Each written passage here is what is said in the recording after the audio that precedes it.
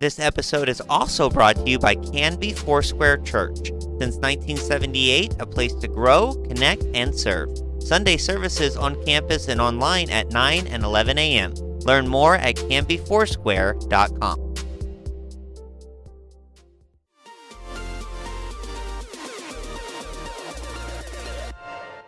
Welcome to Now Hear This Canby, your source for news. The threat of a possible teacher strike was avoided this week. There's a new, irresistibly cute creature winning over fans, and its name is Scootaloo. Sports. It's like Lucy in the football. You want to kick a field goal, if they take it away from you. We had to learn how to win. Goal can't be in the last second of the game! And interesting conversations. Because I'm one of the strongest girls ever, and I know that for a fact. I just really enjoy writing gossip as if I was a bear. With an old maid daughter that make the best moonshine in the coast. And if it would have hit me in the face, I think I would have died. I really do. I guarantee you would have died, man. Are you kidding me?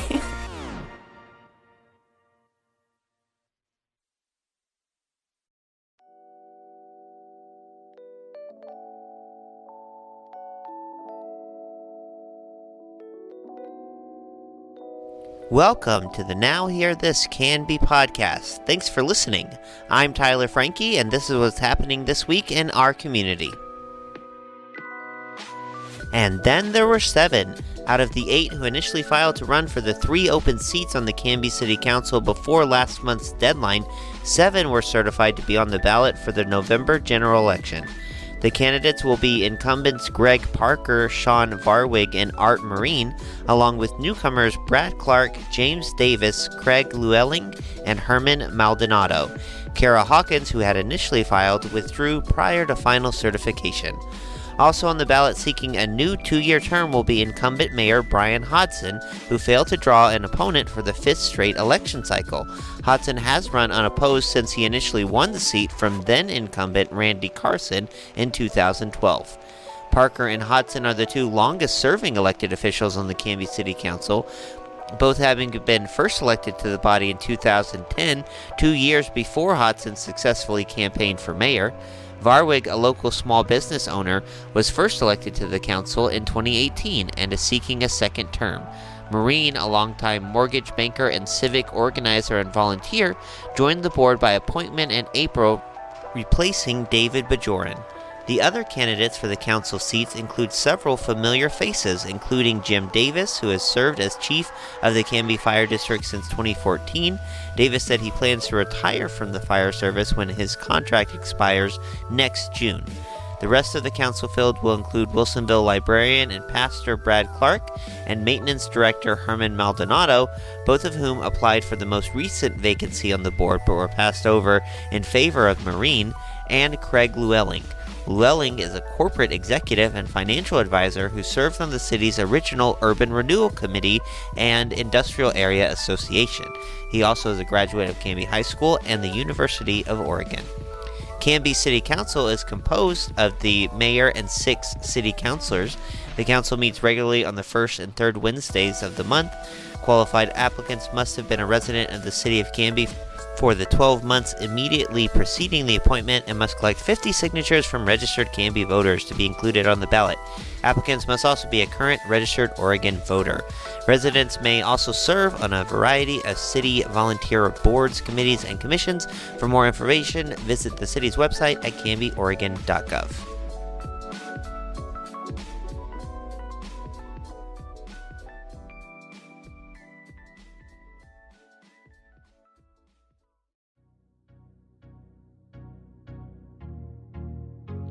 Lori Keckler was appointed to represent Oregon House District 52 at a virtual meeting Wednesday afternoon by Clackamas, Hood River, and Multnomah County Commissioners. Keckler, an adjunct professor for Southern New Hampshire University, a professional grant writer and nonprofit consultant, and a founder of the Women's March on Sandy, which was formed in 2017, came out ahead of her 2 fellow finalists, Dr. Kristen Dillon and Nick Walden Publin. Pursuant to state law, the 3 finalists were selected by local Democratic Party officials to replace Representative Anna Williams, who resigned last month to accept a new role as Executive Director of Oregon's System of Care Advisory Council. Oregon law requires that the final decision on a legislative vacancy be made by county commissioners representing the district in which the vacancy exists. House District 52 includes voters in Clackamas, Hood River, and Multnomah counties. Keckler's service in the state capitol will be brief. When the new legislative districts take effect after the November election, Sandy will no longer be part of House District 52. HD 52 voters will instead choose between Democratic nominee Darcy Long and former state representative Jeff Helfrich. Keckler said she was overwhelmed to be appointed to the position, calling the act of serving her constituents in House District 52 an honor.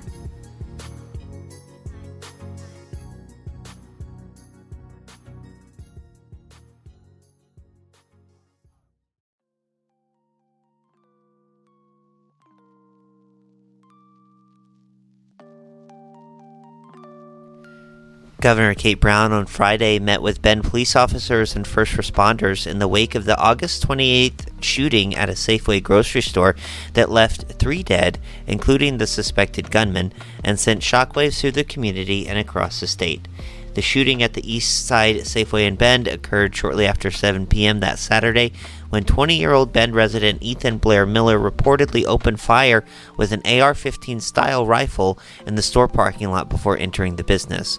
One victim, 84-year-old Glenn Edward Bennett of Bend, was gunned down at the Safeway entrance as he was leaving. Officers and medics with Bend Fire and Rescue rendered aid at the scene and later transported Bennett to a hospital, but sadly he did not survive his injuries.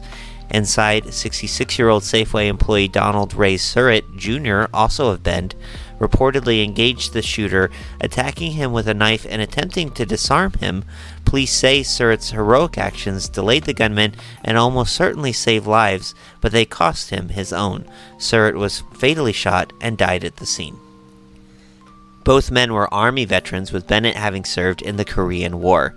Bend police officers arrived on scene within 2 to 3 minutes of the dispatched call, immediately entering the store and reportedly running toward the gunman as shots were still being fired. The shooter, who was also carrying a shotgun in addition to the assault rifle, died of a self-inflicted gunshot wound. Bend officers did not fire any shots. 2 additional civilians sustained non-life-threatening injuries in the assault. The governor's visit on Friday, September 2nd, came as regional and state leaders offered condolences for the tragedy while also calling for action. "My heart goes out to the victims of this attack and their families," said Brown.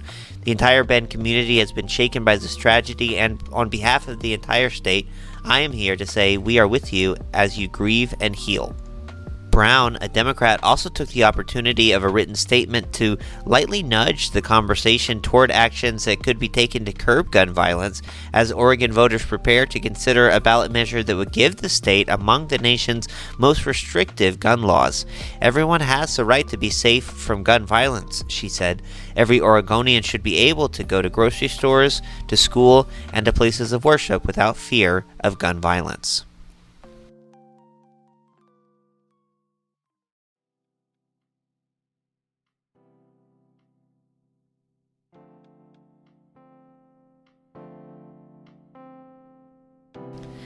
Rinse out your steins and dust off your lederhosen. Oktoberfest is coming to Canby.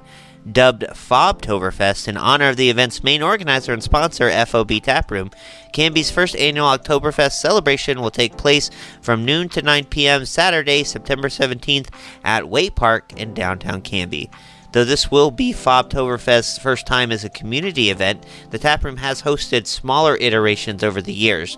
"We wanted to do something fun for the community and have a really authentic, organically grown Oktoberfest for us to share," FOB owner Steve Puga explained. A former professional in the world of supply chain logistics, Puga frequently traveled to Europe and fell in love with the beer scene in Deutschland. It's this love that fuels his passion for both the Taproom and the Fobtoberfest event. "Anybody who knows FOB knows we're about a genuine love of German beers," Puga said. "Just that feeling of walking into a German beer hall and it's kind of like Cheers. It's a community pub and everybody knows your name. That's the whole premise behind what we try to do every day." Puga said he was also inspired to broaden Fobtoberfest into a larger community event because of this area's German heritage. In the pioneer days, a sizable contingent of first and second generation German immigrants settled in Canby and the surrounding communities, and a number of families made their mark. Among them were the Neelands, who operated the Maple Corner restaurant in Canby at the intersection of Northwest 1st Avenue and 1st Street in the 1920s and 30s. Matriarch Anna Louise Neeland inherited her love of cooking fine food from her father, German immigrant Hermann Hofs. The Canby Evangelical Church on South Township Road, the only pre-1900 church still standing in town other than the Canby Pioneer Chapel, was originally founded in 1894 as the German Evangelical Church. German was the official spoken language of the church until 1912. The prominent Kraxberger clan, another name you might have heard, which actually originated from neighboring Austria, was heavily invested in another originally German-speaking church, Maxburg Lutheran, where the language was the official one for services until 1929. After that, the services alternated between English and German for another 14 years. There was a lot of German history and German influence in this area, Puga said, and that was kind of paramount when my wife and I decided to buy this pub and transform it into what it is now, was not just knowing about that German thread that runs through Canby. Fobtoberfest attendees will have no shortage of beers to choose from, with a menu of more than a dozen rare German beers carefully selected by Puga, and a ceremony Oktoberfest keg containing an exclusive brew that will be tapped at precisely noon to kick off the festivities. Bavarian-style bratwurst and pretzels, among other authentic flavors, will be on offer from Ebner's Custom Meats and Bee's Bake Shop, respectively, and the air will be filled with traditional German folk music and drinking songs, including a three-piece Oompa band. The tradition of Oktoberfest dates back to the largest and original Oktoberfest, a 16-day annual folk festival first held in Munich, Germany in 1810 to celebrate the wedding of Bavarian King Ludwig I and Princess Therese of Saxony-Hildburghausen. Nailed it. The beer fair and cultural festival draws more than 6 million visitors to Bavaria each year and has inspired numerous Oktoberfest celebrations in other cities that are modeled after the original Munich event, including the famed Mount Angel Oktoberfest, which is the largest of its kind in the Pacific Northwest.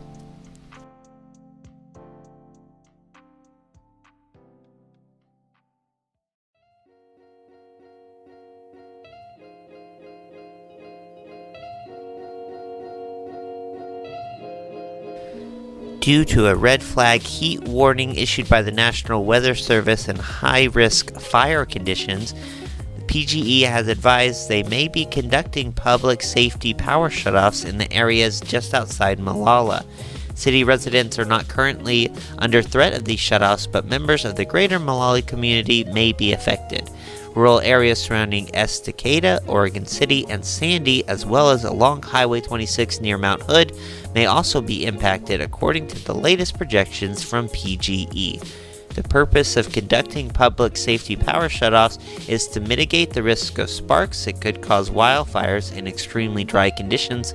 High winds and other factors may be taken into account in performing shutoffs as well. PGE says these shutoffs are a last resort safety measure, and the agency relies on field observations by crews as well as information from local fire departments when deciding whether one is needed. If a shutoff is performed, PGE will work to minimize the number of customers affected and the amount of time they are without power. No shutoffs are currently scheduled, but you can stay up to date by visiting PGE's advisory page at portlandgeneral.com/PSPS.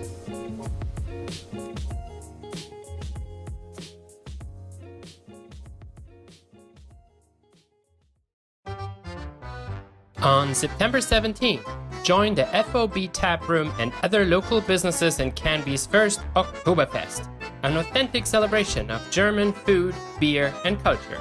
Enjoy over a dozen rare imported German beers carefully selected by FOB owner Steve Puga, including a ceremonial Oktoberfest keg that will be tapped for just this occasion. So be sure to come early and savor the flavors of Bavarian-style bratwurst and pretzels by Ebner's Custom Meats and Bee's Bake Shop, while the sounds of our live Oompa band and other German musical stylings transport you to another age.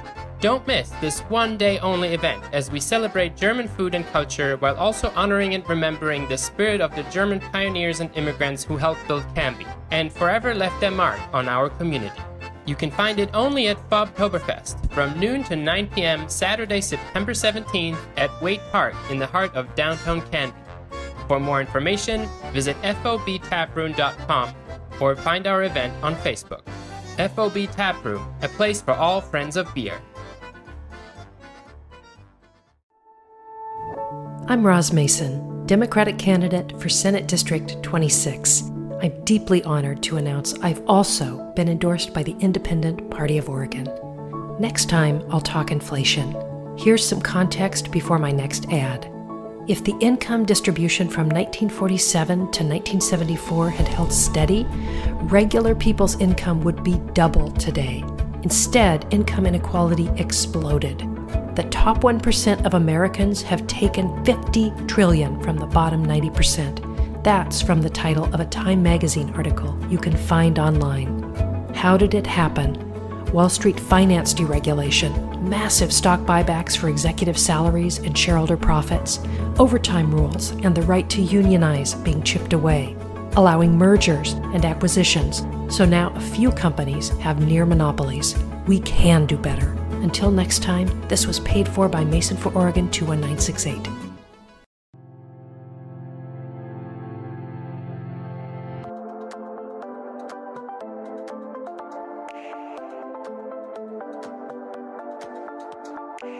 All right, on the Canby Conversation today, we are so excited to be welcoming back David D. Jones of Creatures of the Night and the Canby Haunted House. Hi, David. How are you? Hi, Tyler. I'm doing wonderful. How are you doing? Awesome. I'm doing great. Thanks so much for asking. I'm always asking, and folks don't always reciprocate. No, I'm kidding. Tell us a little bit about Creatures of the Night, what you guys do, and how you got into it. So, we're working with the Clackamas County Fairgrounds and Event Center, and we've been working with them for 3 years, and it's an ecstatic and amazing collaboration. But Creatures of the Night started 9 years ago in the Mary S. Young Park in West Lynn, where we accidentally created an urban legend. We literally got into haunting as a lark, as a goof. Yeah. It wasn't for realsies. It was just us being silly. We entered a contest, and we discovered we were weirdly really good at this. So we continued, and we actually started studying and actually started doing research and kind of becoming better at it until now we actually teach classes at conventions around the country and around the world on elements of kind of what we do. And one of the first things we tried to do is figure out how you make an urban legend. How do you get in people's heads? I even went back to school just to kind of figure out the nuts and bolts of what was more going on in the brain. Yeah. So the short version is we provide entertainment, we provide a haunted house, and we provide one of the only customizable haunted houses in the country where you can set your level of fear. Mm-hmm. So you started in Milwaukee, as you mentioned. West Lynn, excuse me. Had a first foray into Canby and Clackamas County in the COVID years, when obviously operations like yours were really impacted by what you could do. Partnered with a few different outfits to put on the first drive-through at that time, Clackamas County Scare Fair, and then last year we're sort of solo in doing an experience at the fairgrounds. Talk to us just a little bit for folks that maybe weren't able to enjoy either of those years, what this collaboration has been like at Clackamas County, what you kind of done here, and then we'll obviously talk about what's coming up this year. Okay, so 3 years ago, kind of the start of lockdown, when nobody could perform a haunt, most of the haunt owners, we started getting together online across the country and started to scramble to figure out, how can you tell a story? How can you tell it safely? How can you tell it effectively? And literally from the South to the East Coast to the West, we were trying to figure out what's the most effective way of doing it. Yeah. So in the year when most people couldn't open a haunted house, we did two. The first one we actually did the first drive-in interactive horror movie theater in Lake Oswego. And we did that at the end of summer. We did Night of the Living Dead. And we had, everyone was, very, very safety. So even though we were acting together, the actors only interacted with people that they were enclosed within, bubbled with. I don't, Yeah. So my daughters got to enact the stabbing of their mother for the, one of the climactic scenes towards the end of the movie. Yeah. Family therapy. It takes many forms.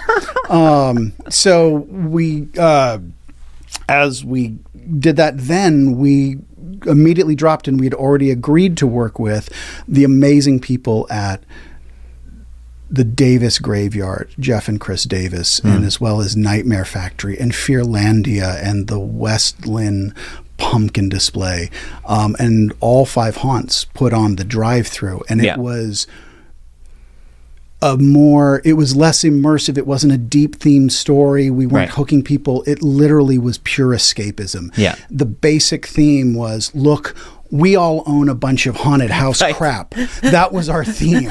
Oh, look, here's stuff that can survive the elements. And we tried to put it together thematically and make something that at least coherently worked. And it was amazing. And that was, during the 50-mile-an-hour winds and suddenly really cold, evenings, you're standing there shivering, but the windows were open as cars were rolling by. And it was the sound of the children and the parents going, oh, ooh, look, oh. Yeah. And it was, for many of them, that was the first time they got out of the house. Yeah. This was the first family entertainment that happened outside their walls. Yeah. And so that... Not on a screen. Right? Yeah. Yeah. And that was like our first feedback. That was our first kick of like, oh, you could feel kind of good happening and kind of resonating outwards. Yeah. I couldn't help but laugh because that was, and anyone who experienced it that year, that was just a perfect description of it. I mean, it was great. It was well done. But it kind of reminded me, we were talking before we turned on the recorder, you were talking about a meeting that you had just had earlier today with haunt operators from all over the world, a group that you're involved in, and how it's kind of interesting that there's not a lot of sort of competition or whatnot because there's such different types of storytellers. And that kind of reminded me of that event because you could see very distinctly, and there wasn't necessarily like a hard break. Now we're entering Davis Graveyard. Now we're entering Creatures of the Night. But you could tell even, and you guys are all relatively local, but you could see the distinct styles, the distinct types of storytellers that each one of you were, the ways that you kind of operate artistically, even within that context. Yeah, and it's one of the neat things about haunting or doing collaborative efforts in the Pacific Northwest is everyone shares. No one's trying to be proprietary. We want everyone to see, look, no, this is how I do this. Yeah. Because we're radically different storytellers. So we could all start with the same idea, but the final product isn't going to look anything alike. Yeah. What the story we want to tell is going to be very different from someone else. Yeah. And it's just wonderful to get an opportunity to play, because that's what it is. We're adults who are getting permission to play with giant toys that are 12, 20 feet tall. Yeah. And we're allowed to. It's permission, and it's a hoot. Yeah. Last year, obviously, back at Clackamas County, back in Canby, and collaborating again with Clackamas County, we were able to get out of our cars that year. So back to your more traditional roots of a sort of walk-through haunted house type experience. Tell us a little bit about what that was like, how you kind of approach that storytelling, and one thing that I would love for you to kind of weave in there as well, that I always appreciate about your guys' kind of storytelling that I even remember from the drive-through year, but kind of relying on folklore, legends, even going back to like Greek mythology and things like that to really tell or really connect maybe with some folks who recognize those kinds of roots or things. But you sort of do little pieces of different types of lore in your storytelling, it seems. Yes, and so... but also tell a larger story. So we're always dealing with basic fears. Humans, we have certain things we are scared of at all points in time throughout history, and however the way those manifest are changed by time and geography. So the urban legends and local mythologies of Canby are different than those of the Midwest, are different than those of California, Utah. And the way that people respond to storytelling is radically different. So we all start with the same kind of basic fears. People are scared of spiders. People are scared of heights. And most haunts well, if we can dive into this for a sec. So one of the things is, as we've spent the last 10 years researching Halloween and haunting, it gave us permission because Halloween haunting seems to go back it seems to go back very old. It tends to go back tens of thousands of years. Yeah. And it seems specific to every culture on this planet.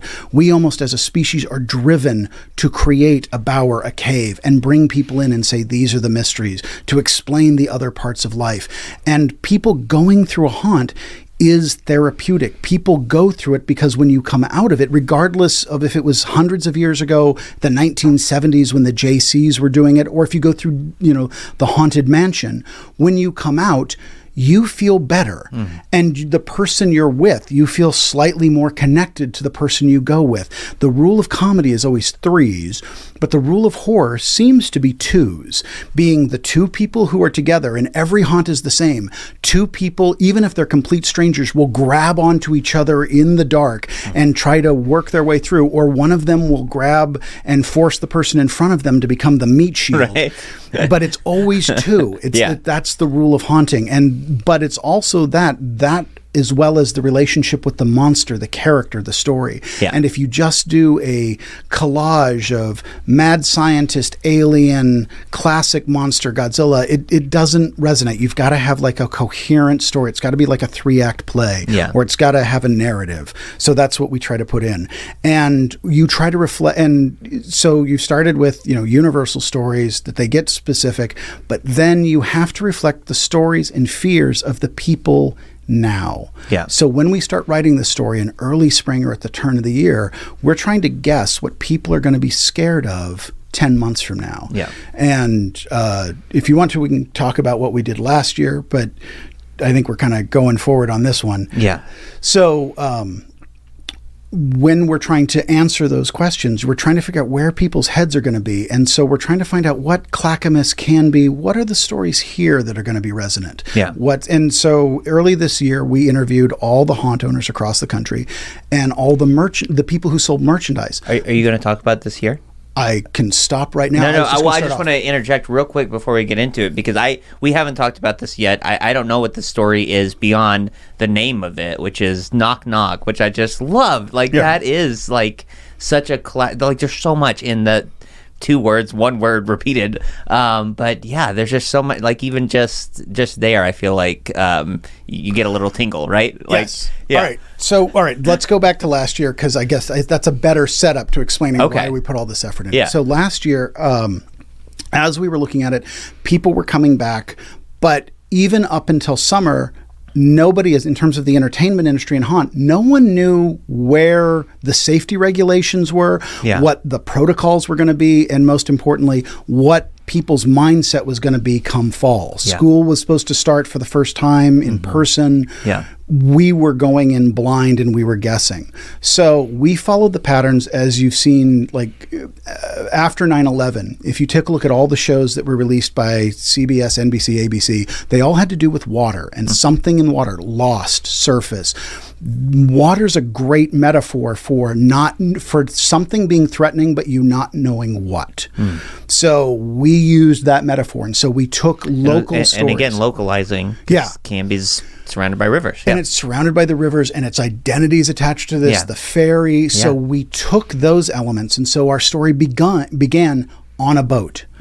And we then went through and took people, and you went underwater and you encountered monsters that were appropriate. In fact, some even kind of borrowed from local histories and mythologies, and we were trying to reflect those stories. We wanted very much to hit the train, but just that wasn't going to work for a metaphor. Yeah. But so you're always trying to reflect what the local story is, as well as kind of where everyone's head's going to be.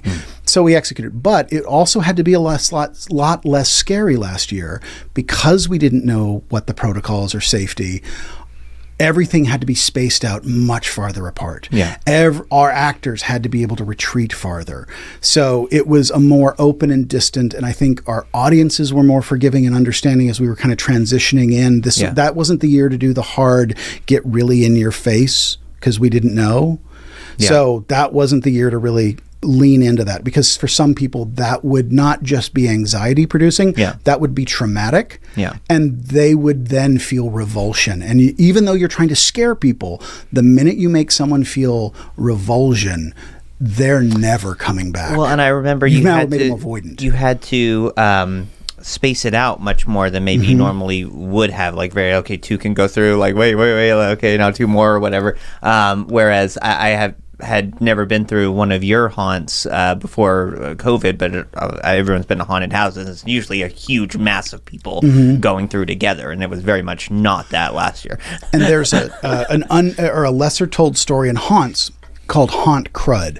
And in most haunts, you have adults, teenagers in confined, humid spaces filled with fog, breathing similar air. And by week 2, everyone's got this horrible combination of cold and flu, and you start losing your actors and your staff. So we were trying to doubly not have that happen. Yeah. So that was a lot of the part of the spacing. And this year there's still a little bit of that, but the primary thing is to make sure that our guests are safe. Yeah. Our cast is safe. Yeah. And the community benefits. Yeah. Yeah.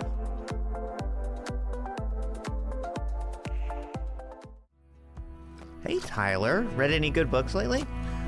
Yeah, actually, I'm reading a really good one right now. Awesome. What's it about?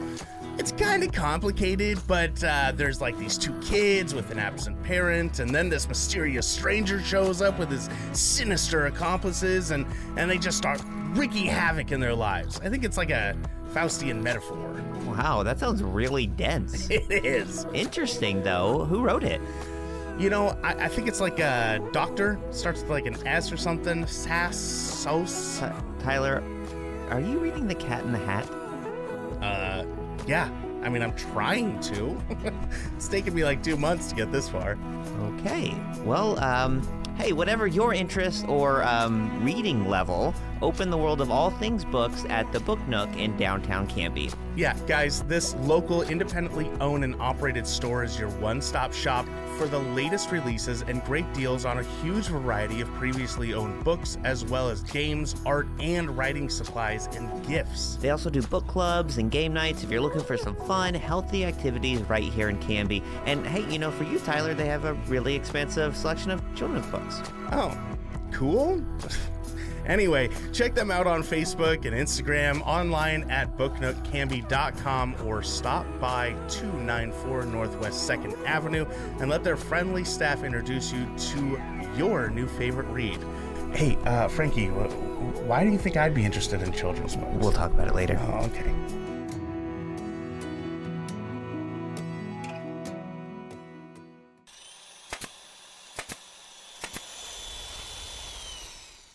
Dude, I'm so excited. When this remodeling project is over, our studio is going to have a full arcade and hot tub. We can play Bubble Bobble with our hot tub bubbles on full blast. Just gotta finish downloading these blueprints and we'll be good to go. Oh yeah, man, it's gonna be off the Hey, wait a minute. The plans haven't even downloaded yet? How much time is left? Not much. It looks like just about 14 hours. 14 hours? Dude, we're not building a skyscraper. It's just a one-room remodel. We have to have those plans today or we won't make our deadline. This would not be a problem if somebody hadn't made us hit our data cap for the month by binge-watching the first 4 seasons of Drop Dead Diva last week. Hey. We have super slow download speeds anyway, and that just slowed us down even more because some providers reduce user speeds for going over their data limit. Well, excuse me for being captivated by Brooke Elliott's perfect balance of heart and humor. I'm only human. Man, let's just switch to Direct Link already. Then we would have unlimited data with upload speeds up to 10 times faster than our current provider. So we can download our plans in a snap and you can keep binge watching all your guilty pleasures. Okay, I give. Please call Direct Link and get us set up. I need that hot tub and I do still have 2 seasons of Drop Dead Diva to watch. For uploads and downloads at the speed of work, visit www.directlink.coop/internet or give them a call at 503-266-8111.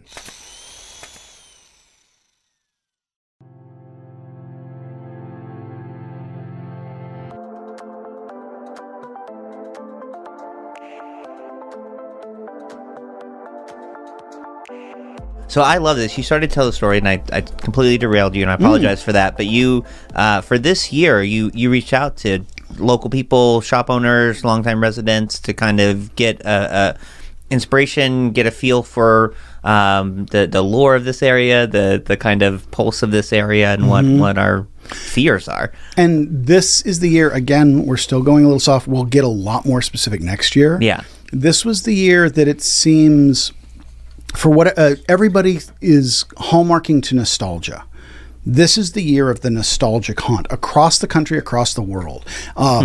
Here in Portland and even in Canby, everyone, for reasons, people are having a longing for the familiar, for what Halloween was. So like we're kind of distilling what haunted houses came from. And for most people, that was being a child and going to trick or treat. Yeah. So for most people, their first haunted house wasn't the full contact or Texas Chainsaw Massacre. Right. It was the neighbor who set up a couple pallets and one black light bulb that they bought from Spencer's. Right. Like that was most people's first haunted house, or the equivalent of, putting your hand in a bowl and these are eyeballs and these are, intestines. Right. So we're trying to replicate that nostalgic old Halloween feel. So Knock Knock is Halloween throughout the ages. And so Halloween comes from so many cultures.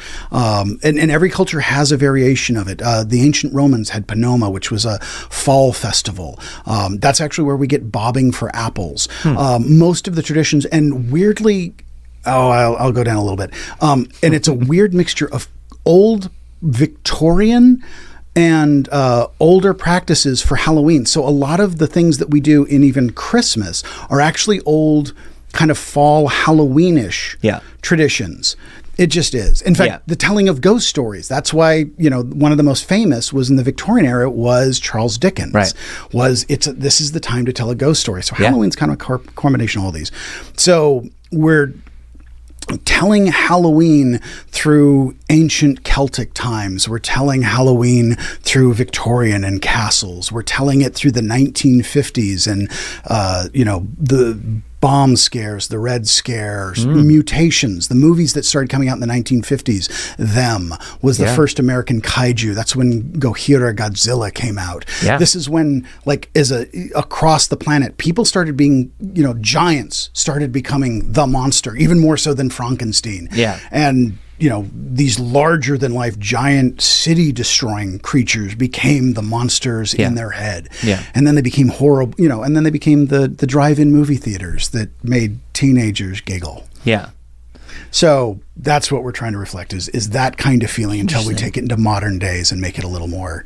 We'll do an homage to the 70s and 80s. So we'll have our Chucky slasher film, Subtle Nod. We'll have our contemporary house to go through. Yeah. Yeah.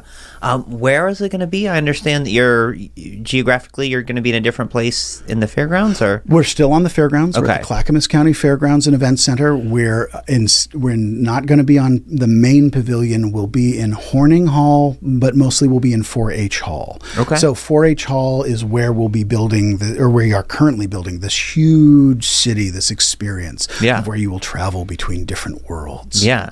Is that a smaller footprint for than you were in last year? Yes, but it's actually much more usable. Okay. I could get into the techniques, and no one will care. Yeah, but just the way the building's designed, it's a large space. It's a large huge open space. Yeah, yeah. There's a lot we can do with that space.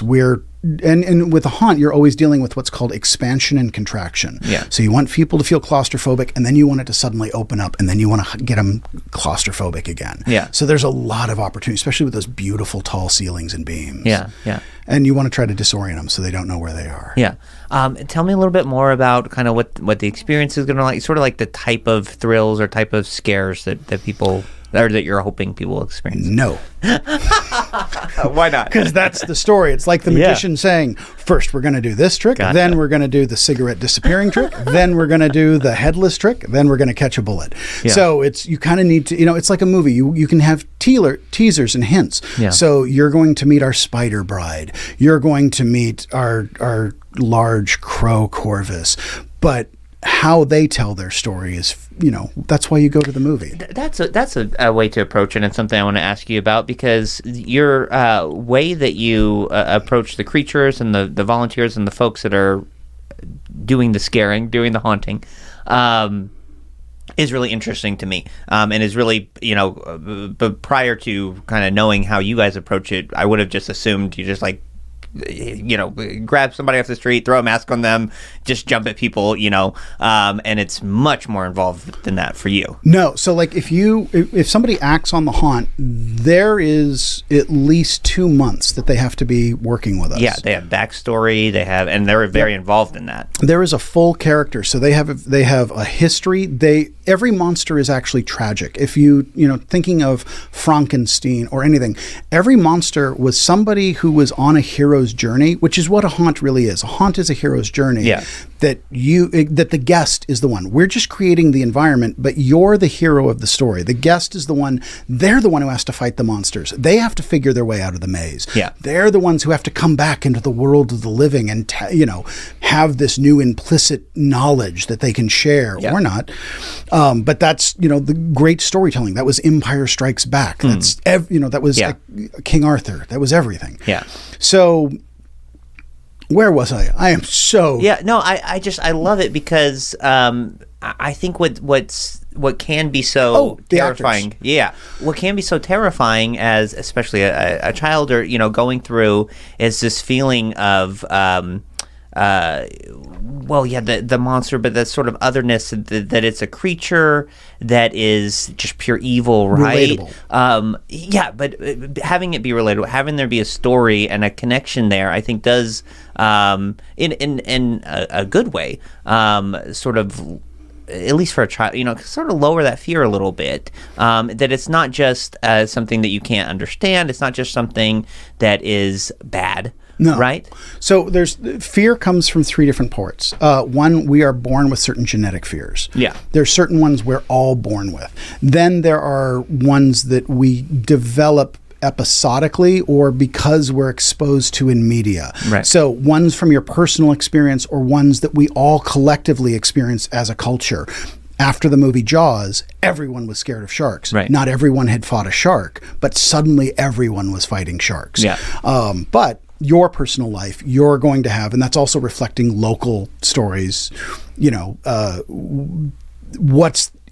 everybody knows that spooky house down the road. The kids locally will tell stories of that place. Right. That's what you constantly want to be reflecting. And so when you're an actor on Creatures, you have a full character that has a point, has a place in the story as it develops, and they have a history. The monster was something before they were a monster. They were a father. They were a daughter.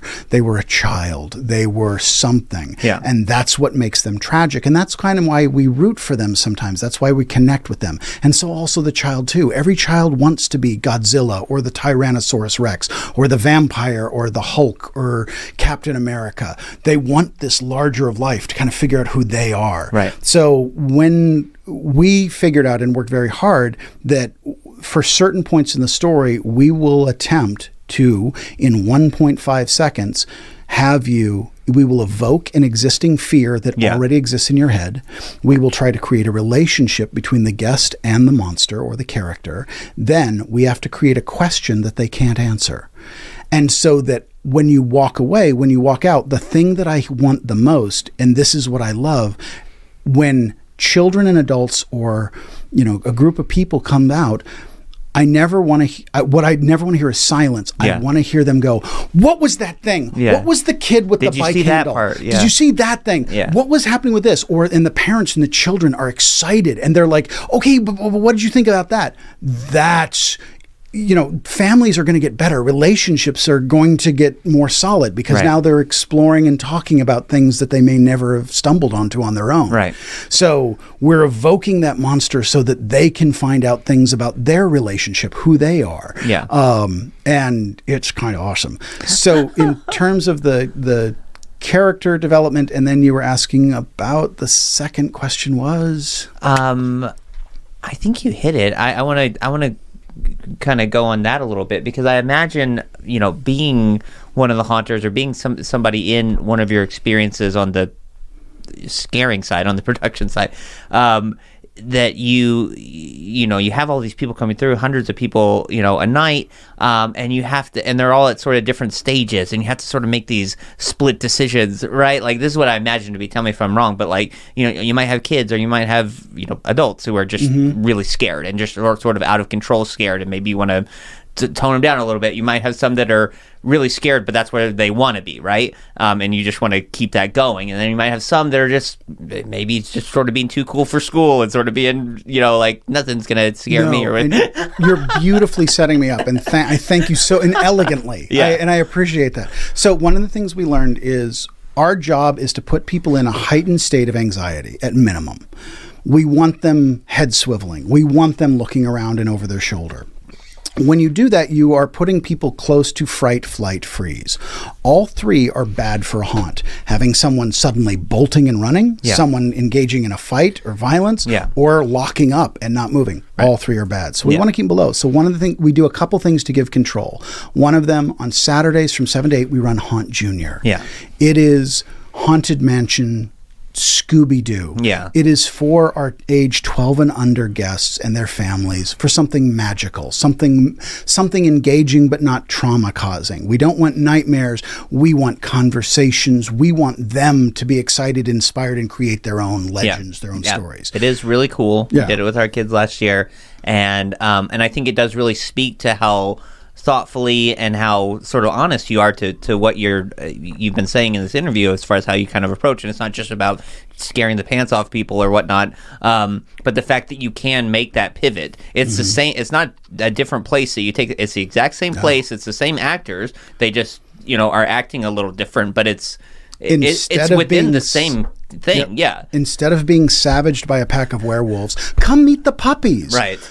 And it's meant to be playful. And then, even then, we've discovered that, you know, scaring the 16 to 70-year-old, people have different levels of expectations. So we have the creature candle, which is a magic shield, because you're the hero in the story, and every hero has a magic sword, a magic shield, something. Yeah. So we have the creature candle. So if you hold up the magic creature candle, it is a buffer. The scenes are different. The dialogue is different. The props that are activated are different. And more importantly, the monsters themselves are scared of you and will hide themselves and pull back. And you will see them pull back and repulse, because we always want you to be in control. Yeah. If you want to increase this, you know, your scare, you turn it off.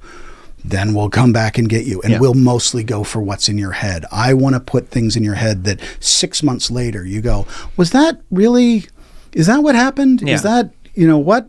Because that's what the brain, the amygdala, the limbic system, the part, the fear that keeps cycling, it goes back to when it doesn't know why it got away. Yeah. That's part of the question. If it doesn't know why it escaped, that's the question that will come up again and again. And that's the thing we want to put inside people's head, which gives them makes the world a little more mysterious, a little more interesting. Yeah.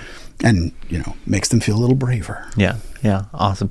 Well, David, I love this. This has been great. Is there anything else you want to share with people? And if not, I definitely want to give you a chance to let people know when the haunted house is going to be, where they can get tickets and get more information, all that good stuff. So, ladies and gentlemen, this is David D. Jones with Creatures of the Night, talking for the Canby Haunted House. This year we present Knock Knock with the Clackamas County Fairgrounds and Event Center. Come see the most amazingly ghouls, ghosts, and shambling horrors of Halloween and trick-or-treating throughout the ages. Halloween has never been scarier. And remember, it's okay to take candy from strangers on Halloween. Come to the only customizable haunted experience in the greater Willamette Valley area. You can control your fear using the creature candle. 7 to 8 on Saturdays is our Haunt Junior.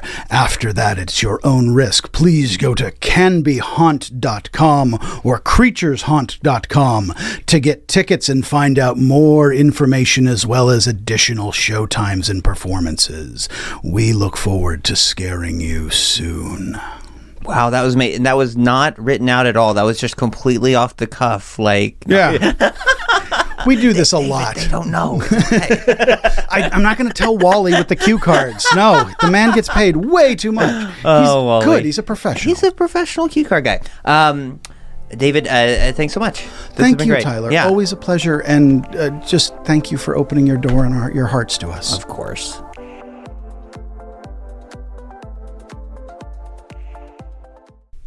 Tyler, did you know that the Australian lyrebird can mimic any sound that it hears, even chainsaws? No, that's super interesting. Did you know that a baby puffin is called a puffling? Or that baby sea otters can't swim, so their moms wrap them up in pieces of kelp until they learn how to paddle? Wait.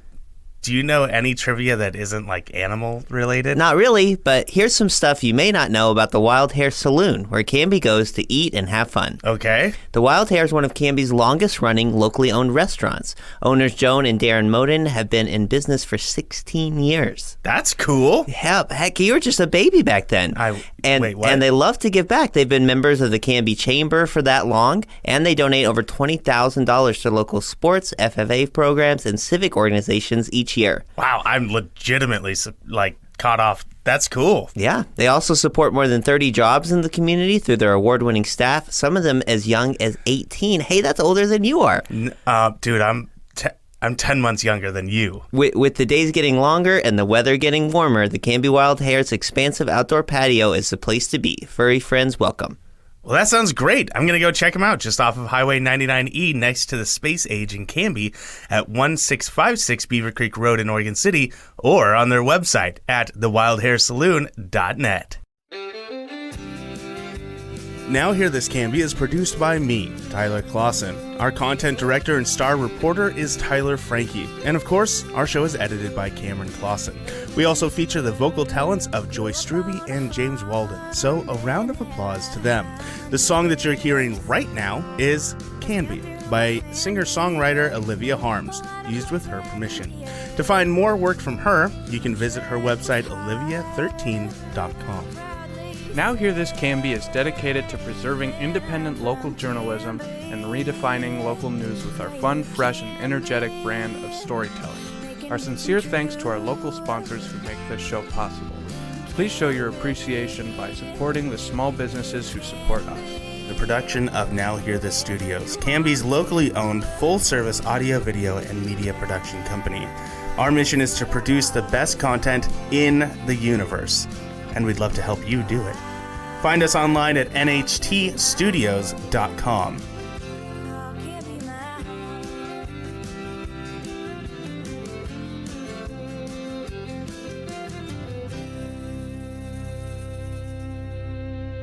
I will take a motion to adjourn. I just moved it. I didn't even ask for it, though.